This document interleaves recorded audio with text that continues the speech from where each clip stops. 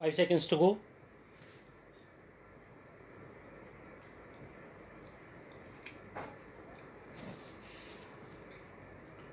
Start.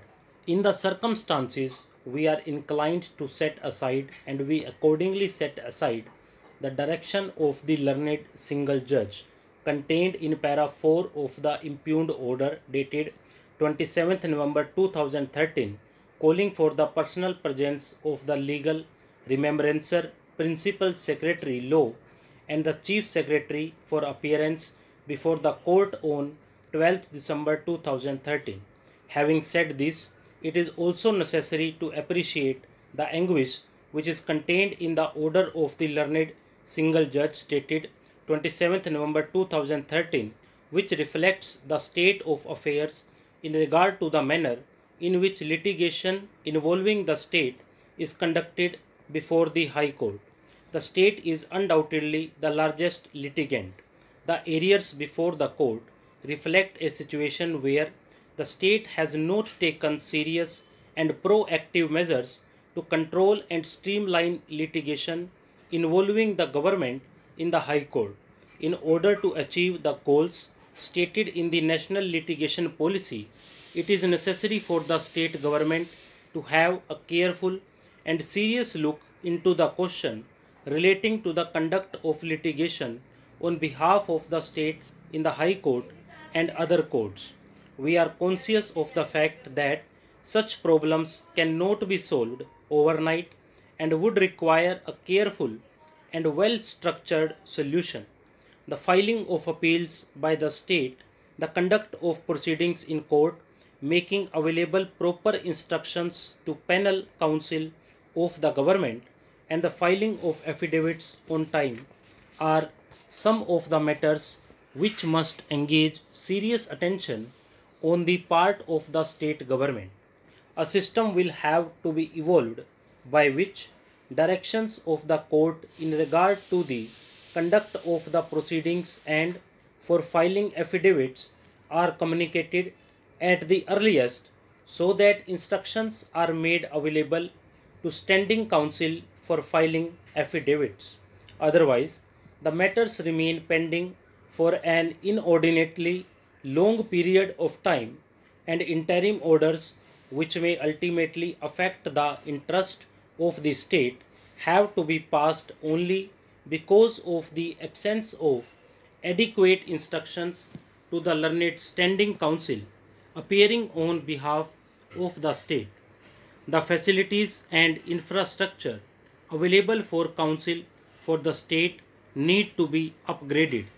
We have no doubt that these issues will engage the attention of the state at the highest level, and accordingly, we would request the Chief Secretary of the state, with the assistance of the Principal Secretary Law and other senior officers of the state government, to have a comprehensive analysis made that would facilitate the conduct of litigation by the state in an efficient and time bound manner. Courts have been liberal in condoning the delay on the part of the state in filing appeals, being conscious of the fact that bureaucratic delays are often involved in the process of decision making. However, we must emphasize that there should be no laxity in compliance of the directions of the court. Once a direction is issued by the court setting a time schedule for filing an affidavit, this direction must be complied with. Further, the reference of such dispute is to be made on such opinion being formed by the government on the basis of the material placed before it.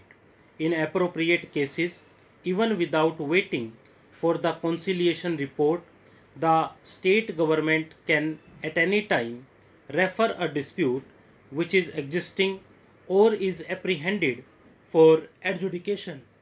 The decisions of the Supreme Court further indicates that where there has been delay in raising a dispute, but where the dispute was existing, the labor court or the tribunal, while considering the matter, could mold the relief and deny reinstatement or back wages as the case may be, keeping in mind the delay in raising the dispute as a mitigating circumstance. Further, the Supreme Court has also held that old and stale dispute should not be referred as it is not expedient to do so, and that certain matters should come to a rest so that industrial peace and harmony is maintained and parties are not embroiled in litigating an old and stale dispute.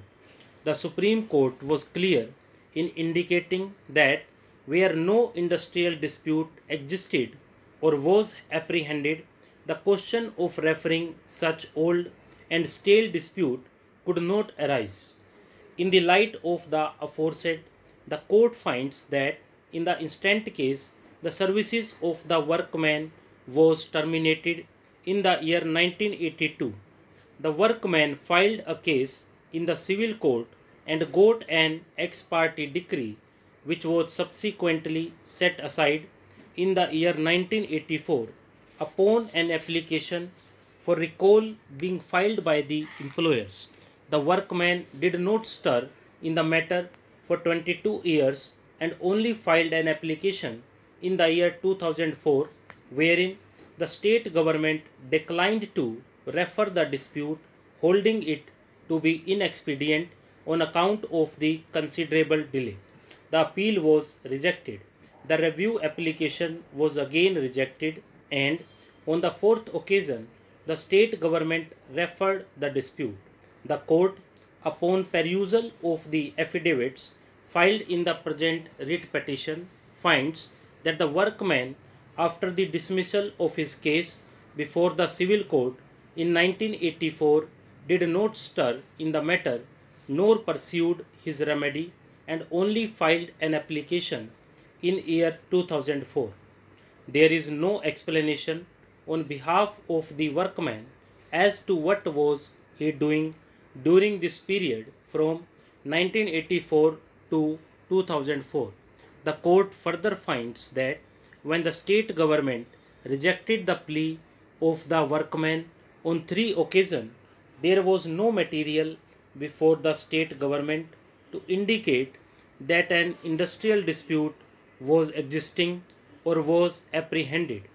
In the instant case, the court finds that not only it is an old and stale dispute, the workman did not stir in the matter, nor the court finds that there is anything on record to indicate that there was substantial material before the state government to indicate that an industrial dispute existed or was apprehended, coupled with the fact that the state government itself declined to refer the dispute on 3 earlier occasions as being inexpedient.